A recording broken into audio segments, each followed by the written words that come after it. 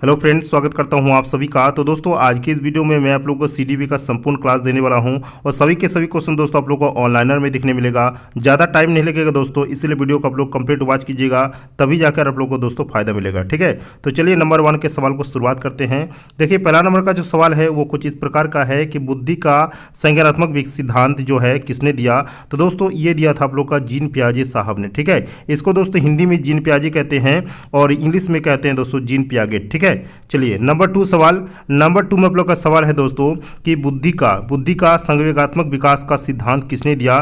तो दोस्तों इसका सिद्धांत जो दिया था वो दिया था आपका गोलमैन ने। ठीक है, ऑप्शन यहाँ पर नहीं दिया हुआ है, डायरेक्ट आपको आंसर देखने मिल रहा है। ठीक है, देखिए 3 नंबर सवाल में क्या है कि बुद्धि का संरचना सिद्धांत किसने दिया। तो दोस्तों इसको दिया था आप लोग का आइजैक ने। ठीक है, आइजैक भी एक मनोविज्ञान थे जो अपने टाइम में दोस्तों बहुत ही फेमस थे। चलिए 4 नंबर सवाल, किशोर की सबसे नाजुक एवं संवेदनशील समस्या क्या होती है।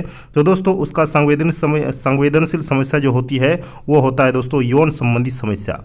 चलिए नंबर 5 सवाल। नंबर 5 में हम लोग का सवाल है कि मानव विकास की किस अवस्था के बाद व्यक्ति परिपक्व हो जाता है। तो इसमें आप लोग का है आंसर किशोर अवस्था के बाद दोस्तों मानव विकास की जो अवस्था होती है इसमें व्यक्ति तो क्या होता है दोस्तों परिपक्व हो जाता है। ठीक है, चलिए आगे का सवाल देखेंगे नंबर 6। नंबर 6 में सवाल है कि शिक्षण की विभिन्न विधियों के प्रयोग के लिए कौन सी अवस्था सर्वाधिक उपयुक्त है। तो दोस्तों बाल्यावस्था जो होता है वो सर्वाधिक उपयुक्त होता है। ठीक है, चलिए आगे बढ़ेंगे।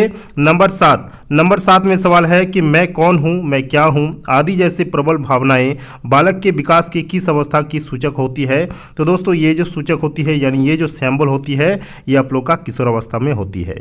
चलिए नंबर 8 सवाल। नंबर 8 में सवाल है कि विकास कभी न समाप्त होने वाली प्रक्रिया है। सही बात है, यह विचार किस सिद्धांत से संबंधित है। तो दोस्तों यह विचार जो संबंधित है यह निरंतरता के सिद्धांत से संबंधित है। आगे का सवाल है नंबर 9। नंबर 9 में सवाल है कि शिक्षा मनोविज्ञान एक विज्ञान है। किसका विज्ञान है, ये मानव व्यवहार का एक विज्ञान है शिक्षा मनोविज्ञान। आगे का सवाल है आप लोग का नंबर 10। नंबर 10 में सवाल है कि विकास प्राणी में प्रगतिशील परिवर्तन है जो निश्चित लक्ष्यों की ओर निरंतर निर्देशित होते रहता है। यह कथन किसका है। तो दोस्तों यह कथन जो है ये ड्रेवर नामक मनोविज्ञान का है। आगे का सवाल है नंबर 11। नंबर 11 में सवाल है कि सीखने का सिद्धांत किसने दिया। तो दोस्तों सीखने का यानी अधिगम का सिद्धांत आप लोग का दिया था कौन, थर्नडाइक ने। आगे का सवाल है नंबर 12। नंबर 12 में सवाल है कि खेल पद्धति के जनक कौन है। तो दोस्तों खेल पद्धति के जनक है कील पैट्रिक। चलिए आगे का सवाल है नंबर 13। नंबर 13 में सवाल है कि ह्यूरिस्टिक पद्धति के जनक कौन है। तो दोस्तों ह्यूरिस्टिक पद्धति के जनक है आर्मस्ट्रॉन्ग। चलिए आगे का सवाल है नंबर 14। नंबर 14 में सवाल है कि प्रोजेक्ट पद्धति के जनक कौन है। तो प्रोजेक्ट पद्धति के जनक है जॉन डेवी। चलिए आगे का सवाल है नंबर 15। नंबर 15 में सवाल है कि अस्थाई मानव दांत कितने होते हैं। तो दोस्तों अस्थाई यानी परमानेंट जो नहीं होते हैं, जो अस्थाई होते हैं वो दांत होते हैं आप लोग का 20 होता है। ठीक है, जिसको दूध का दांत भी कहा जाता है। नंबर 16, शिशु के मस्तिष्क का वजन कितना होता है। तो दोस्तों शिशु के मस्तिष्क का वजन जो होता है वो 350 ग्राम होता है, लेकिन जब भी वो दोस्तों 18 से लेकर 21 वर्ष का उम्र का हो जाता है तो उसका 1200 से लेकर 1400 ग्राम तक हो जाता है। ठीक है, चलिए आगे का सवाल हम लोग देखेंगे नंबर 17। नंबर 17 में सवाल है कि मनुष्य के मस्तिष्क का वजन कितना होता है। मैंने आप लोग को अभी कहा कि लगभग 1400 ग्राम तक होता है। ठीक है, नंबर 18 में सवाल है कि जीन पियाजे ने जिनेवा में किसकी स्थापना की। तो दोस्तों जीन पियाजे ने जिनेवा में लेबोरेटरी स्कूल की स्थापना की जिसमें उन्होंने मनोविज्ञान के कई प्रयोग किए यानी साइकोलॉजी के हुए कई प्रयोग किए थे। ठीक है, चलिए आगे का सवाल है नंबर 19। नंबर 19 में आप लोग का सवाल है कि जीन पियाजे के द्वारा रचित पुस्तक का नाम क्या है।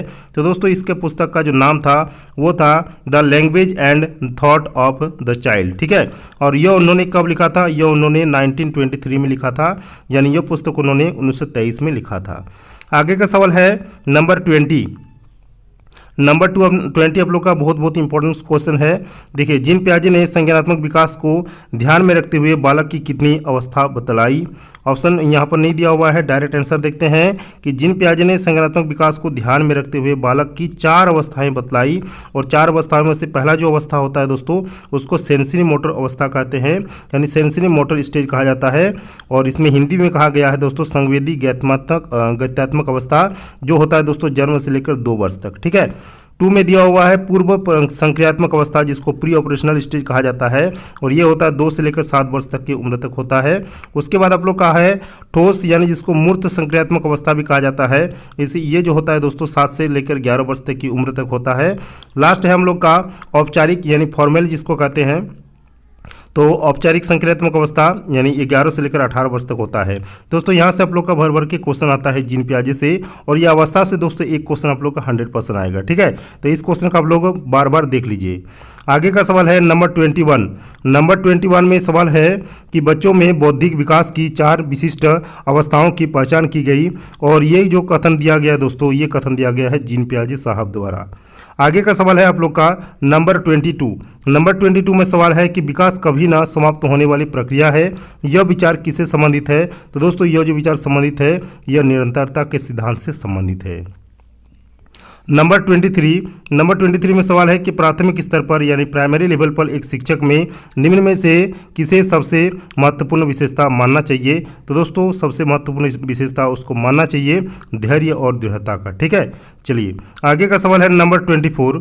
नंबर 24 में सवाल है कि उत्तर बाल्यावस्था में बालक भौतिक वस्तुओं की किस आवश्यक तत्वों में परिवर्तन समझने लगते हैं। तो दोस्तों एक तो वो द्रव्यमान में समझने लगते हैं, दूसरा संख्या में, और तीसरा हो गया दोस्तों एरिया यानी जिसको क्षेत्र कहा जाता है, ठीक है। तो 3 चीज़ों में दोस्तों वो परिवर्तन को समझने लगते हैं। आगे का सवाल आप लोग का वेरी वेरी इंपॉर्टेंट है कि दूसरे वर्ष के अंत तक शिशु का शब्द भंडार कितना हो जाता है, यानी शिशु जो होते हैं दोस्तों दूसरे वर्ष के अंत में कितना शब्दों का भंडार वो इकट्ठा कर लेता है। तो ये होता है दोस्तों इसका आंसर 100 शब्दों का वो भंडार इकट्ठा कर लेता है, ठीक है, दूसरे वर्ष के अंत में। नंबर 26 शर्म एवं गर्व जैसी भावना का विकास किस अवस्था में होता है। ये होता है दोस्तों आप लोग का बाल्यावस्था में, ठीक है। चलिए नंबर 27 में सवाल है कि मैकडूगल के अनुसार मूल प्रवृत्ति जिज्ञासा का संबंध कौन संवेग से है। तो दोस्तों ये जो संवेग से है ये आप लोग का आश्चर्य से है। चलिए नंबर 28 में सवाल है कि बाल्यावस्था अवस्था कब होती है। ये होता है दोस्तों आप लोग का 12 वर्ष तक। चलिए नंबर 29 में सवाल है कि शारीरिक विकास का क्षेत्र है। तो शारीरिक विकास का क्षेत्र होता है स्नायुमंडल। आगे का सवाल है आप लोग का 30 में आप लोग का सवाल है कि विवेचना रहित विचार की अवस्था मानी गई है। ये मानी गई है दोस्तों 4 से लेकर 7 वर्ष के बच्चों के लिए। नंबर 31 में सवाल है कि बुद्धि का त्रिक बिंदु सिद्धांत किसने दिया। स्टर्नबर्ग ने दिया था, ठीक है, और ये 3 भागों में इसको बांटा था। पहला नंबर में है विश्लेषणात्मक बुद्धि, ठीक है, दूसरा नंबर में है व्यवहारिक बुद्धि, तीसरा में है दोस्तों सृजनात्मक बुद्धि। चलिए आगे का सवाल है नंबर 32 में सवाल है कि जीन पियाजे के अनुसार बुद्धि क्या है। ऑप्शन यहाँ पर नहीं दिया हुआ है, आंसर देख लीजिए। जीन पियाजे के अनुसार बुद्धि वातावरण के साथ अनुकूलन करने की एक प्रक्रिया होता है। चलिए आगे का सवाल है नंबर 33 में सवाल है आप लोग का कि अल्फ्रेड बेने के अनुसार बुद्धि के प्रकार बताइए। अल्फ्रेड बेने ने बुद्धि के कितने प्रकार बताए थे। देखिए तो अल्फ्रेड बेने के अनुसार बुद्धि 4 शब्दों से मिलकर बनी है। पहला है ज्ञान, दूसरा है आविष्कार, तीसरा है निर्देश, और चौथा है दोस्तों आप लोग का आलोचना। आगे का सवाल है आप लोग का नंबर 34 में सवाल है कि टर्मन के अनुसार बुद्धि की क्या परिभाषा है। तो टर्मन के अनुसार बुद्धि अमूर्त विचारों के बारे में सोचने की योग्यता है। आगे का सवाल है नंबर 35 में सवाल है कि स्टर्न के अनुसार बुद्धि की क्या परिभाषा है।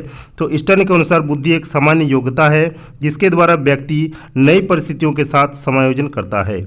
आगे का सवाल है आप लोग का नंबर 36 में सवाल है कि बकिंघम के अनुसार बुद्धि की क्या परिभाषा है। देखिए एक एक मनोविज्ञान जो है दोस्तों ये बुद्धि की परिभाषा क्या क्या बताया है और किस प्रकार बताया है, ये सब आप लोग को ध्यान में रखना जरूरी है, ठीक है। तो बकिंघम के अनुसार दोस्तों सीखने की शक्ति ही बुद्धि होता है। आगे का सवाल आप लोग का नंबर 37 बैचलर के अनुसार बुद्धि की क्या परिभाषा है। तो बैचलर के अनुसार बुद्धि किसी कार्य को करने की, तार्किक चिंतन करने की एवं वातावरण के साथ समायोजन करने की सामूहिक योग्यता होती है। नंबर 38 आप लोग का वेरी वेरी इंपॉर्टेंट क्वेश्चन है कि सामान्य बुद्धि कितने प्रकार की है। तो सामान्य बुद्धि दोस्तों 3 प्रकार की होती है। पहला है अमूर्त बुद्धि, दूसरा है मूर्त बुद्धि जिसको यांत्रिक बुद्धि भी कहा जाता है, और तीसरा है आप लोग का सामाजिक बुद्धि। आगे का सवाल है नंबर 39 में सवाल है कि यांत्रिक बुद्धि या स्थूल बुद्धि किसे कहा जाता है। तो यांत्रिक बुद्धि या स्थूल बुद्धि कहा जाता है मूर्त बुद्धि को। आगे का सवाल है नंबर 40। नंबर 40 में सवाल है कि स्पीयरमैन के अनुसार बुद्धि की क्या परिभाषा है। तो स्पीयरमैन के अनुसार दोस्तों बुद्धि तार्किक चिंतन करने की एक योग्यता होती है। आगे का सवाल है नंबर 41। नंबर 41 में सवाल है दोस्तों कि बाल अपराध बनने के कारण क्या क्या है।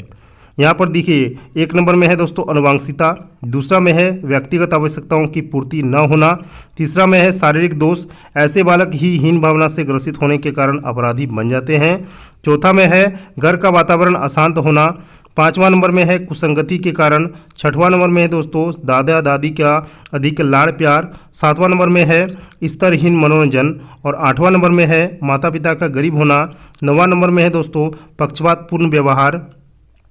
उसके बाद आप लोग का लास्ट है दोस्तों कि माता पिता का तलाक आदि, यही सब है दोस्तों जो इसका शिकार बन जाते हैं। नंबर 42 में सवाल है कि बाल अपराधियों के उपचार क्या क्या है।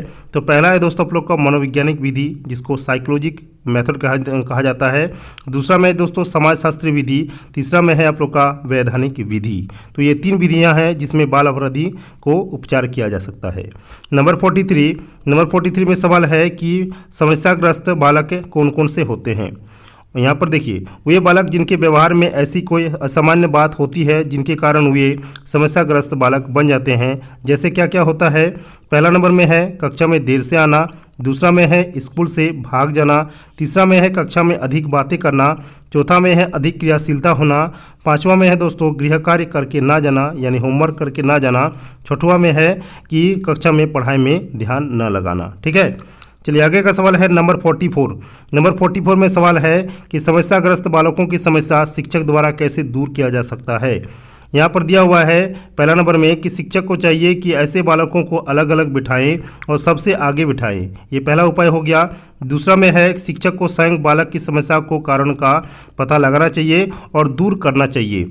तीसरा में है शिक्षकों को ऐसे बालकों के घर जाकर उनकी समस्या का पता लगाना चाहिए। चलिए आगे का सवाल है नंबर 45। गिलफोर्ड ने सृजनशीलता के 4 तत्व कौन कौन से बताए थे।